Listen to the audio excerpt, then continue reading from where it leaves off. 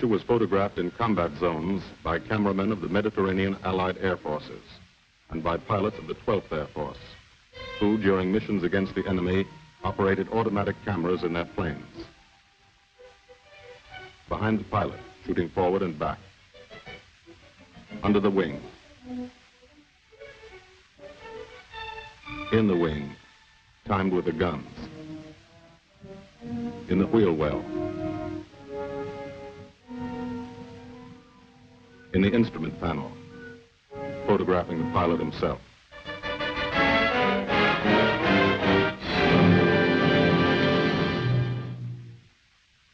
The commanding general of the United States Army Air Forces, General Carl Spaatz, has asked me to tell you something about this picture. I don't think I can do any better than just to read from his telegram to me. Thunderbolt was made in 1944, ancient history.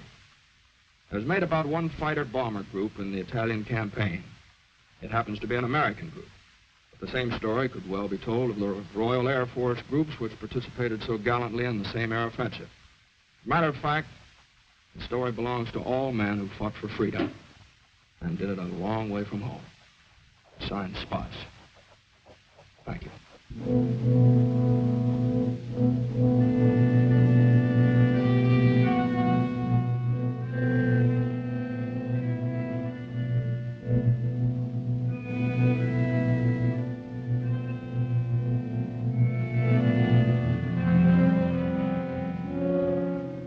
To the Italian man in the street, or what's left of the street, this is the fulfillment of a promise. The promise of the fascists to build a 20th century Roman Empire, conceived in tyranny and dedicated to the proposition that some men were meant to be slaves of other men.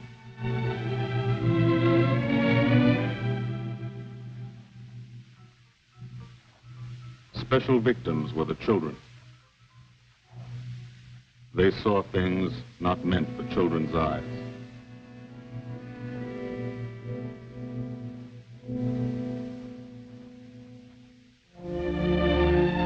From the air, Italy is more remote. The airman never sees the face of the people, only the face of the country. From the air, you look down at the mountains. Look down and wonder how our men on the ground ever got through.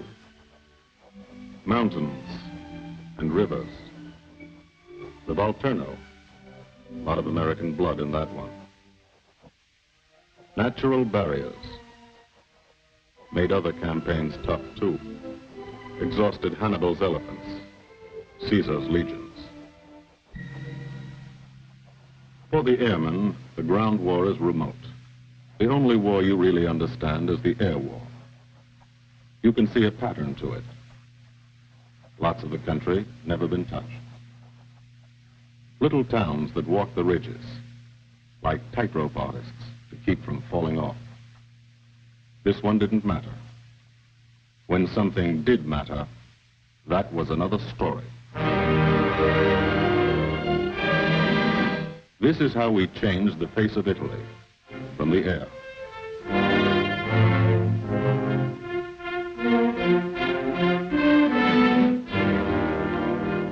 They boasted Italian trains ran on time.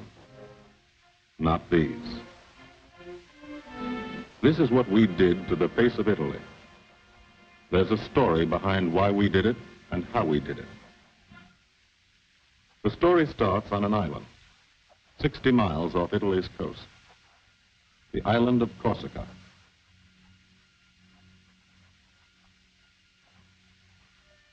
Corsica. Rugged. Primitive. Mountainous. Malarial. Here they still remember a local boy who put Corsica on the map 150 years ago. This island part of France was liberated by the French in September 43. But you can still find a few Germans left by the wayside where they fell, in the shadow of our airdromes.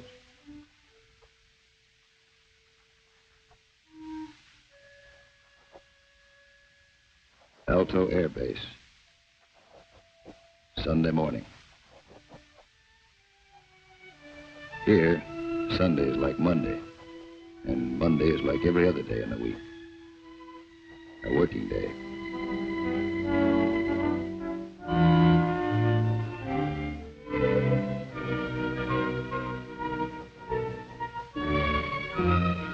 The engines wake you at dawn. In your sack, you can hear the crew chiefs pre-flighting their planes, getting them ready for the day's missions. This is how you live when you're an airplane driver, fighting an air war, 20 minutes from the Germans in Italy. You're used to it. You've been washing out of your helmet since July 42. From the Holy Land to Africa, across the desert, Egypt and El Alamein, to Libya and Tunisia. 1,300 miles. You moved when the infantry moved. Sicily and Italy. 58 moves in 2 years. Now Corsica. This is the best deal you ever had. Call it the country club.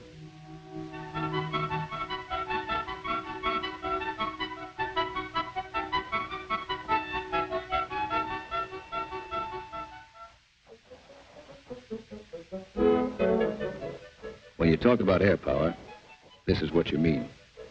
You mean Spanky Manda. Major Francis S. Manda of Metmore, New Mexico. Squadron operations officer. Not a desk job. Had over 170 missions, working for 200. He's 22. You mean Captain Howard Hickok of Ames, Iowa. He's a flight leader. Just had 30 days in the States. Time to get married and come back. He's 23. Or, in his Italian general's trailer, Gil Wyman, Louisville, Kentucky. Hardly looks old enough to vote, but he's boss of a squadron. He signs his letters, Gilbert O. Wyman, Lieutenant Colonel, Air Corps, commanding. The old man. He's 24.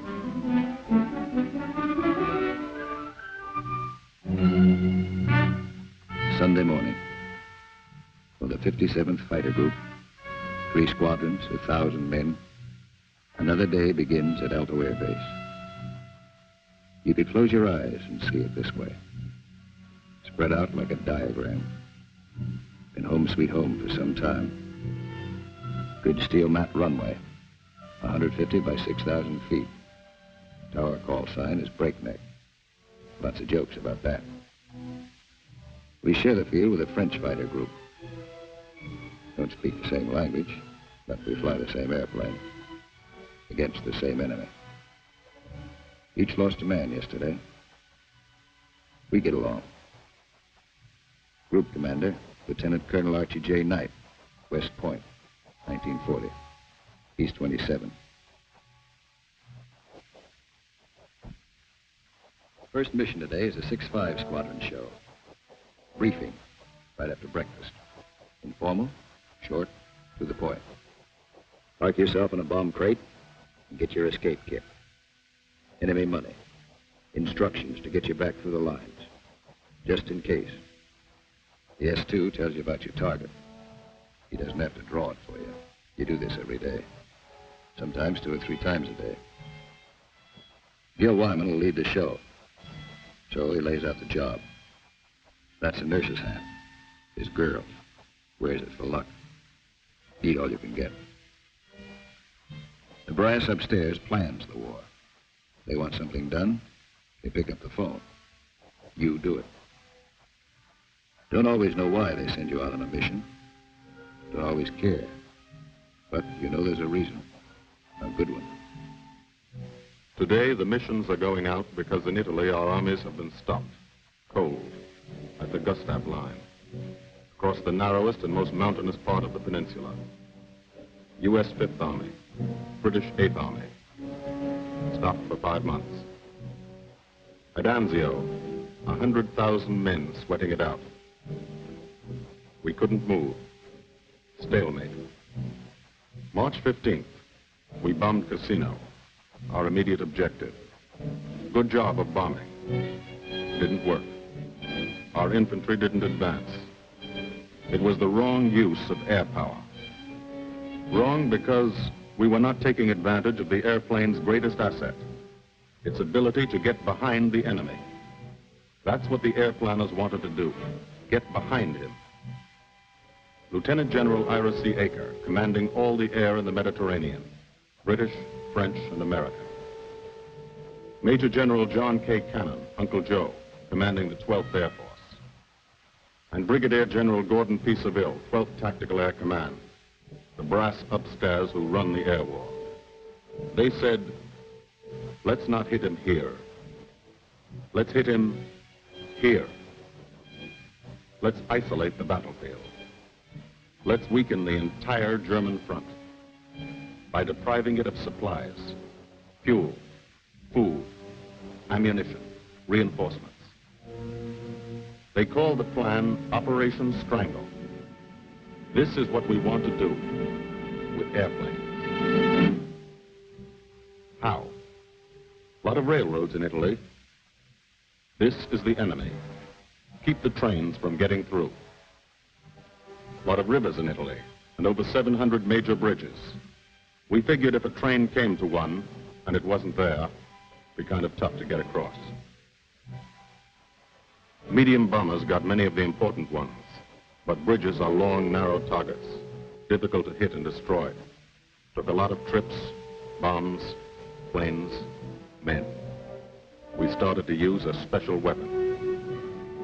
A fighter bomber, P-47 Thunderbolt. One engine, one man, one bomb on each wing, extra fuel tanks for range. 6-5's crew chiefs taxi from the dispersal points to the end of the runway. Line up the squadron.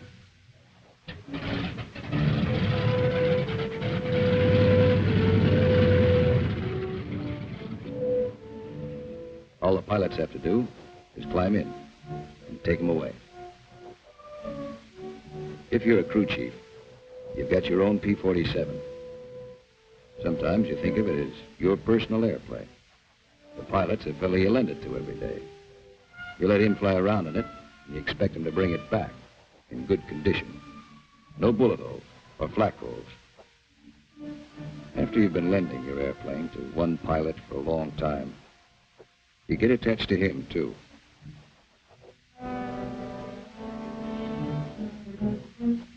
If you're a pilot, no matter what your rank or how many hours you've had, what counts here is the combat flying you've done. Unless you've done plenty, you're a beginner. You're called a sprog. And you remain a sprog until you're wise to the tricks of the trade. After you put a few missions behind you, you become a sport. Then, with plenty of action, 50 or 60 missions, if you're still around, you're promoted. You become an old sport, a veteran. The big shots, like Gil Wyman, are called wheels. No one knows exactly why. This fella's a wheel, too. Says so in his plane. Major Richard O. Hunziker of Tucson, Arizona. Got 179 missions. Your crew chief can't go along, so you always like to tell him what you're going to do. Got a triple threat mission today. Each section's going after a bridge. I'll come in on a course of about 40 degrees. Same old thing. Go out there and dodge around in the yak-yak. Dive bomb out of a left-hand turnabout and carry the bombs right on down. We're flying top cover on the other two sections while they bomb, and then we go in ourselves. Weather's supposed to be cavoo, so maybe we'll have a good show.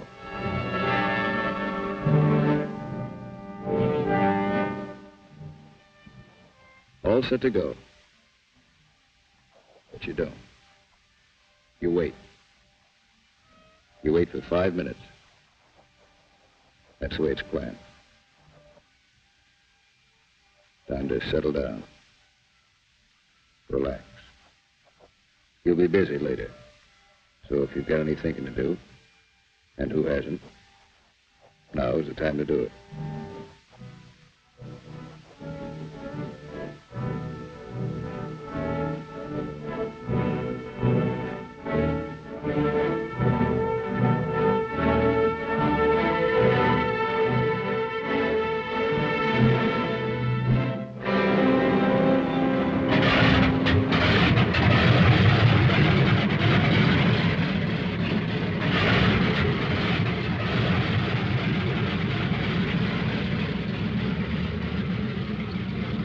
Hold this till I get back.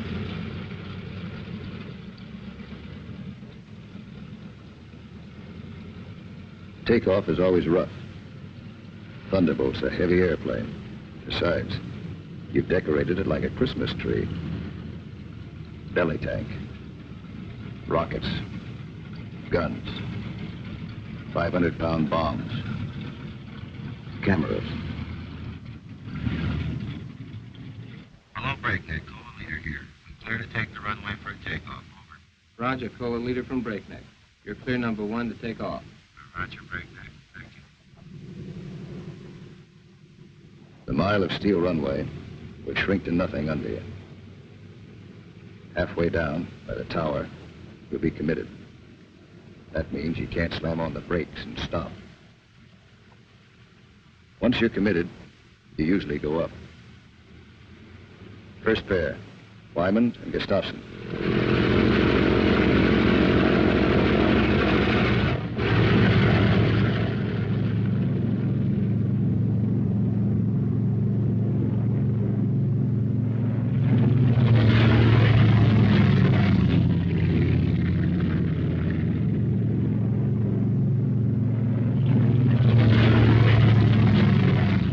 First pair off.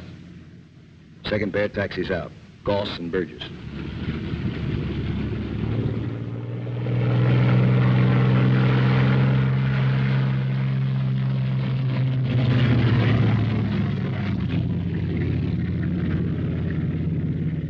Made it okay.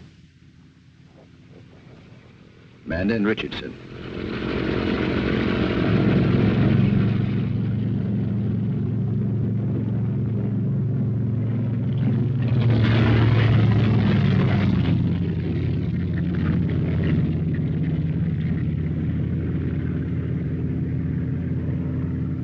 Smith and Atwood. Come on, get her up.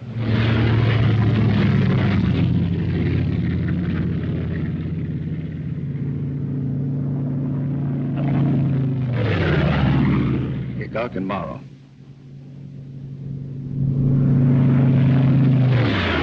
Last pair, Welby's and Hunziger.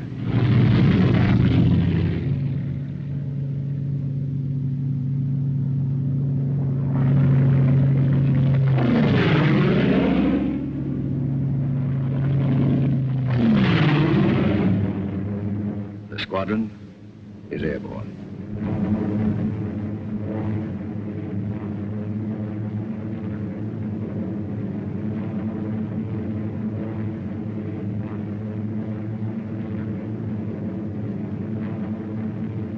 Over Corsica, then out to sea, on the deck.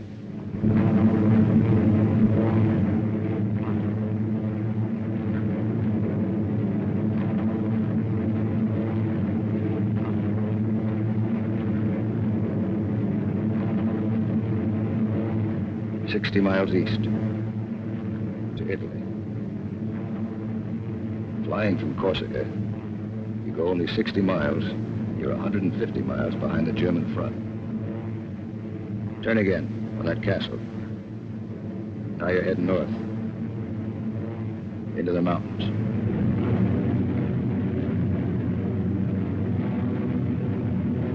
Leader section, red section.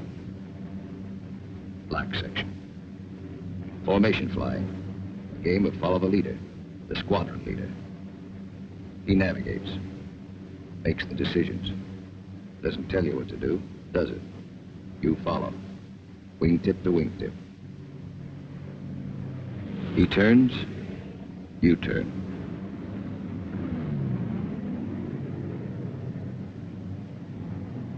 He climbs, you climb.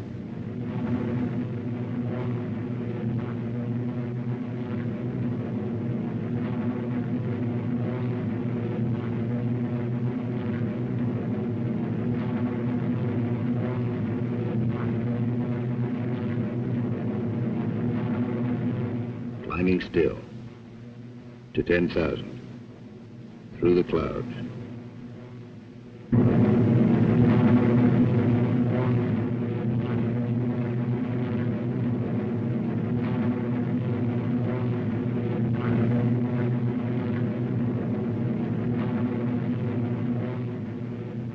Getting close. Start looking for the target. Stuck down there in one of those ravines. All look alike. Wingman, he's back. Keep the formation spread out.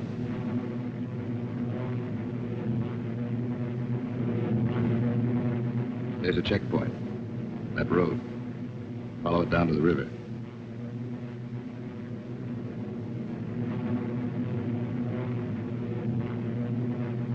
Your first bridge should be down there. Somewhere.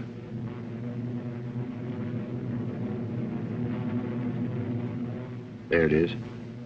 Pass over it. Come back and attack from the opposite direction. One of the tricks you've learned. Leader section. Goes into loose string formation. One plane behind the other. Then, Wyman peels off.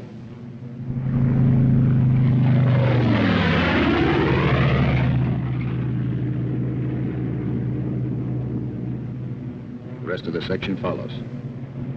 At 2-second intervals.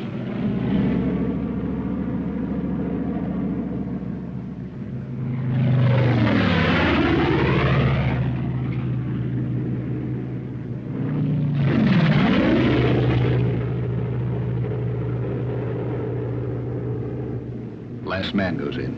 No bomb sight in the P-47. Pilot does his own aiming. Bomb bursts from the planes ahead. Couple of misses. Direct hit. I hope your aim is good.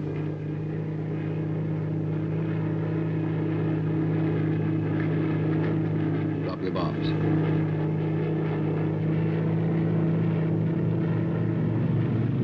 Pull out. They black you out for a second. Blood drains from your head. But you're young. It comes back fast. You're all right now. Leader section reforms. Top cover. Watch his red section bomb. A miss.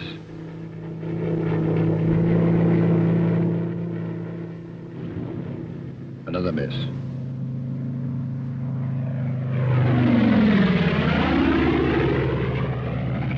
A hit. Black section goes down.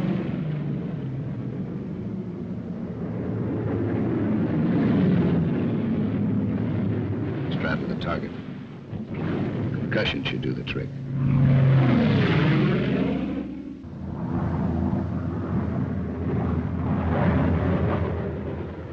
No more bombs.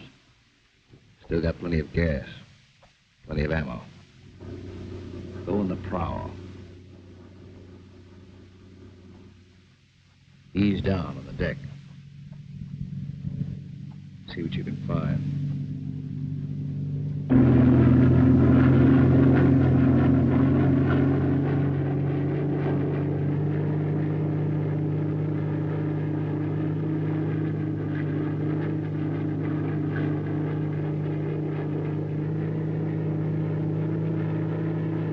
Railroad tracks. Following tracks. Not a bad way to find a train. You spot one. Kick her over.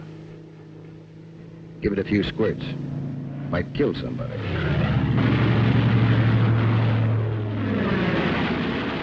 Bust the locomotive first. Train can't move now. Let's see what's in those boxcars. 12 of you. You'll all crisscross in. Everybody takes a few passes.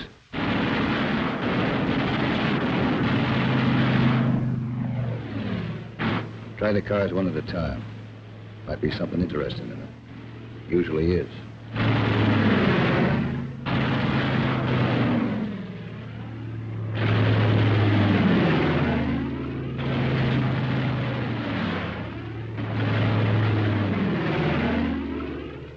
Got it burning nicely now. Take another pass. For luck.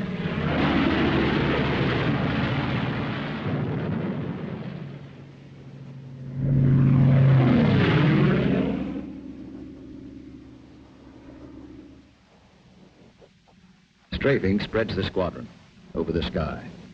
Every man his own general. Looks like we're out of trains. Lighthouse out there. Wonder if I've got any ammo left. Yep.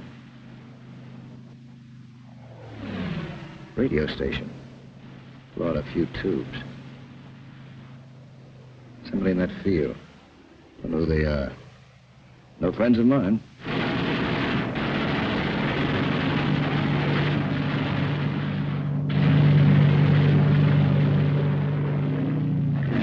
Cherry vehicles. Parked in that farmyard. More in back. Must be a headquarters. Houses around here look kind of suspicious. Might be something in them. Nothing in that one. Nothing in that one.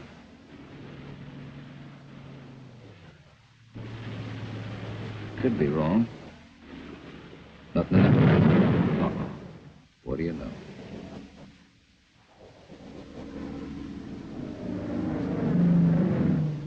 Back at Alto. No one is sweating out 6-5 squadron. 6-6 is taking off.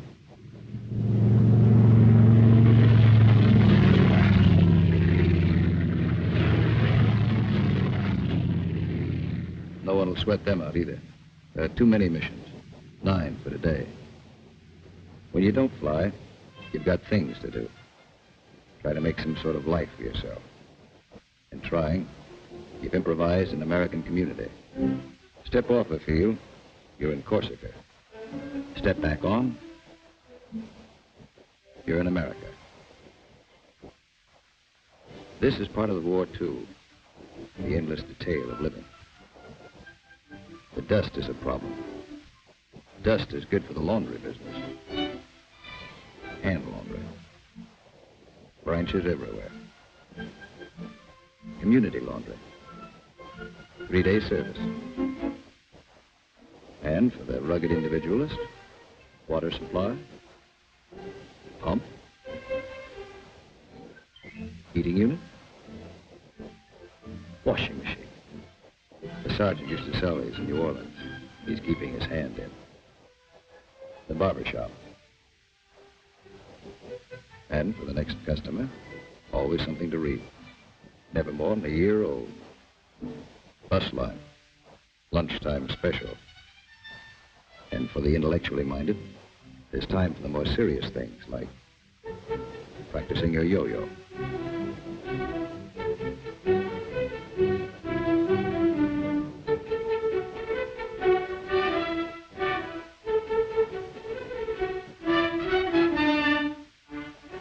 If there's anything you want, don't ask for it. Build it. Build as though you'd be here forever, knowing you may get orders to move tomorrow. 6-6 found this canyon, made it their living area. Nobody said they couldn't. Nobody says you can't have a house. Build it. Nobody says your squadron can't have a beach club. Build one. Nobody says you can't dam up a river to make a swimming hole. This American community has everything.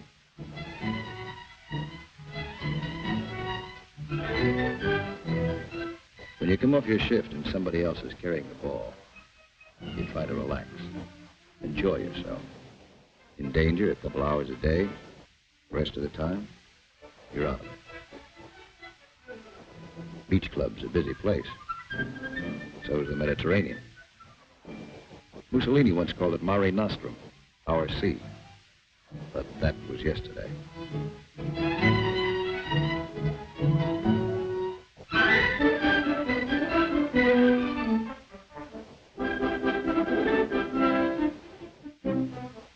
The yachtsman.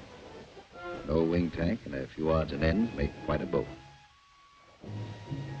The crew chief scrounge parts. Scrounge is polite for steel. Scrounge him from wrecked Jerry planes, banged up Italian cars. Old parachutes for sails. They use only the best quality junk. Sometimes when you can get a PX ration of beer, you drink it. Then you look like this.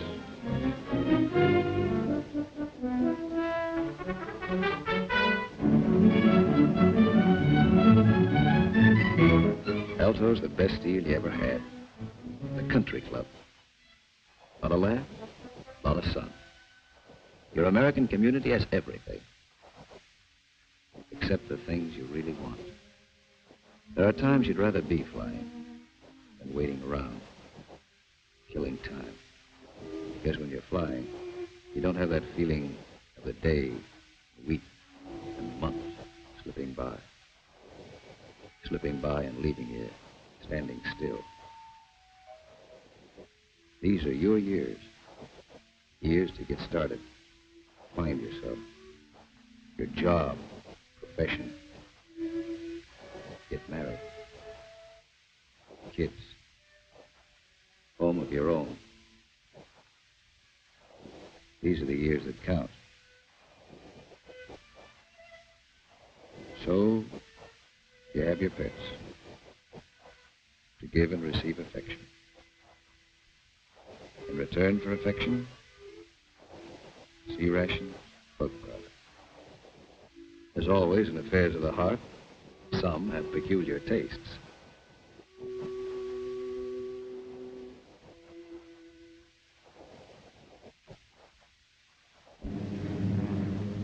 Six Squadron, heading out. 6-5 Squadron, heading home. A meeting in the air comes and goes fast.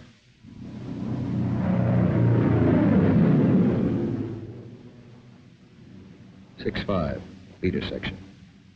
One plane light. When you reformed after strafing, you noticed it. Nobody saw it happen.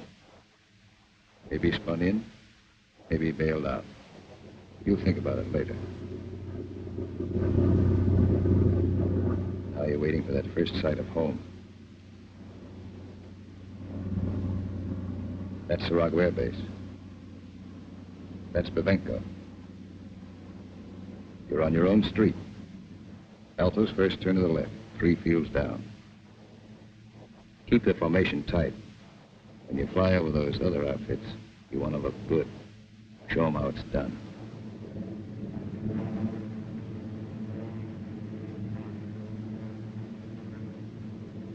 Alto, home. You come in low and peel up.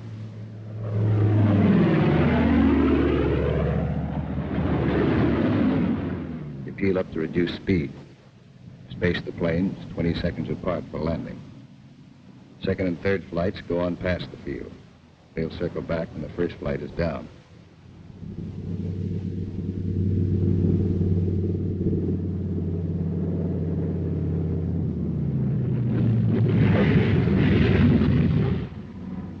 Drop your gear.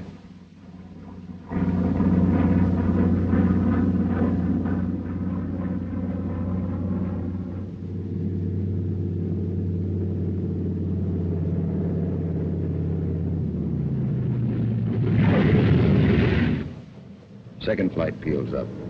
Third flight will circle again.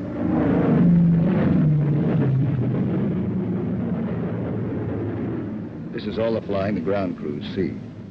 You like to give them a kick.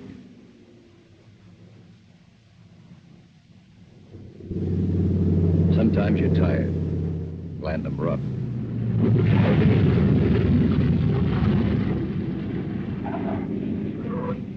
It's embarrassing. The colonel's not happy about the flak holes. New airplane. His crew chief will be mighty sore. And how will you explain this away? Then, after the interrogation, you relax. Grab off some donuts and coffee. Jive with a Red Cross girl who meets every mission. And fly the show all over again, on the ground. Wyman goes back to work, and being a colonel. Missing an action report to sign. A telegram from the War Department has to start somewhere. By mid-April, every rail line in Italy was blocked. We drew a line of interdiction across the country. No train could move south of it. South of it, the railroad system was dead. But the German had to keep the supplies moving. still had highways. He took to the roads, so we took to the roads. This is what the Germans fear most. You don't blame them. This is the way Rommel got it. He isn't the only one.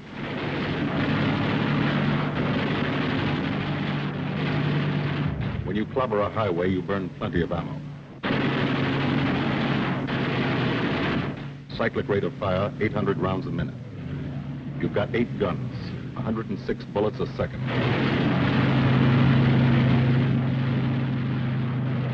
Rockets.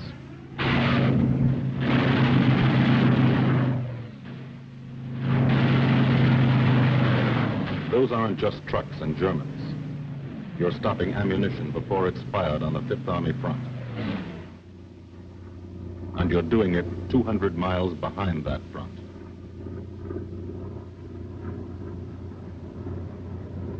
In the weeks that followed, from Corsica to Italy was like a trip to the corner drugstore.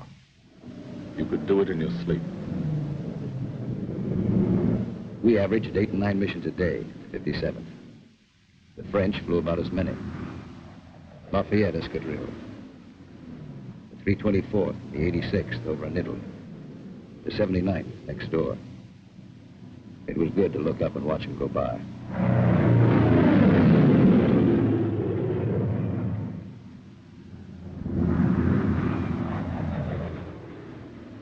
But there were other things. There were those pillars of smoke. Never knew when you'd see one. That's a wreck. A P-47's cooking, and there's a man in it. When they hit like this, there's nothing to do. Let them burn. And stay clear of the exploding ammo. Keep on landing. You have to. No place to park up there. Why did it happen? Engine cut out for a second. 200 yards from the runway.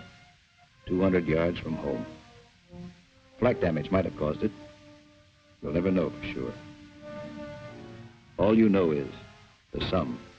The war is expensive. You wish that people back home could at least see it.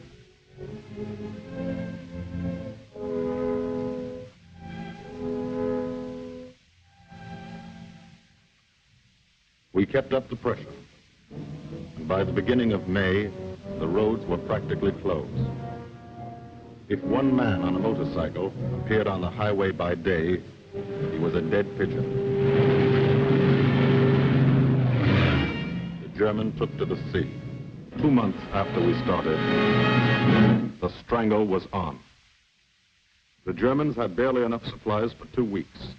That's when our ground forces attacked. Allied troops took Cassino. We linked up with a beachhead at Anzio. And in 3 weeks, we're in Rome.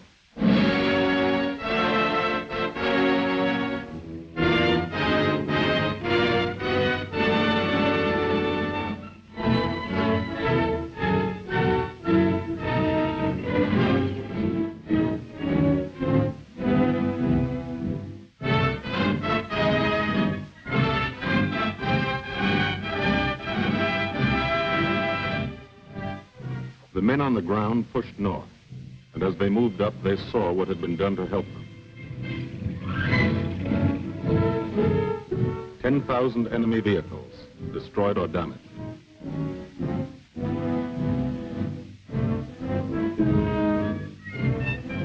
In every town they took, no marshalling yard. How many German tanks went out of business because of the gasoline these trains never carried?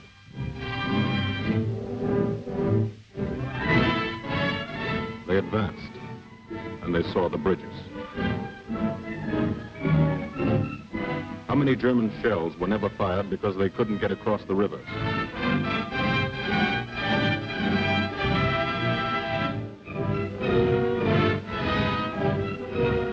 The ground forces exploited their breakthrough. In plain language, they shot and killed Germans. And they ate up the country. Almost 250 miles in one non-stop offensive. The ground forces won a battle, but they still had a war to fight, and you were still flying missions. Up from first light The last light. Only the coming of darkness would stop you. Only the coming of darkness would bring the last missions home to Aldo.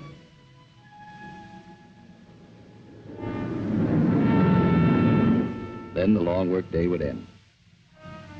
Some men hit the sack early. And some spent another quiet evening at the club. Colonel Wyman's Country Club. For airplane drivers. Everybody have a good time.